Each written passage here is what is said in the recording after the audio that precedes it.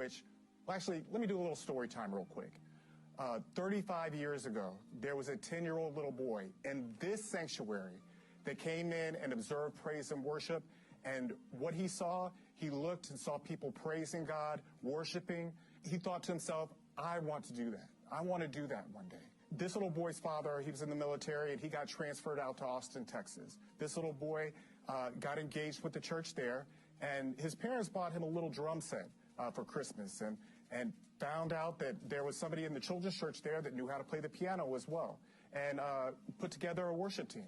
And did praise and worship for the children's ministry. This little boy learned how to play the trumpet and did it very, very well.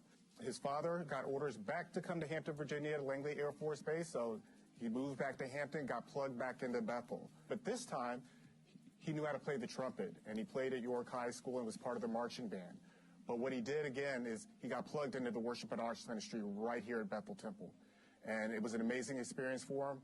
However, it came again. He decided, he graduated from high school and went back to Texas, to his old church where he was at. And so he played the piano and for praise and worship for the adult ministry at that time. He decided he wanted to be closer to home, and his job thankfully transferred him back to Newport News, Virginia, where he was able to come here and come back to Bethel Temple. However, he didn't get engaged. He sat on the balcony for several years without getting back engaged to the worship and arts. And then one day, like that 10-year-old little boy said, and looked at the praise and worship and said, there's something I have to do. And if you haven't noticed, that little boy is me. This is my trumpet. This story is not about me, but it's about you. Because a lot of times we sit back and we observe, and we've got these talents. There are many of you out here that can sing. You sing in the shower. You can carry a tune.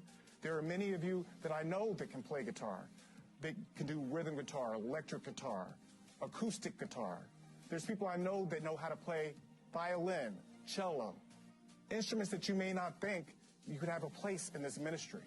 So I encourage you, if you're sitting there with a talent that you're sitting on, you may have not used it for a while, you may even be young, you could be in your middle age, you could be older, but you can utilize that talent. And let me tell you, the people in this ministry are awesome. So I encourage you to get plugged into this ministry. To get plugged in, just go to bethelhampton.com/volunteers, and we'll make something happen for you.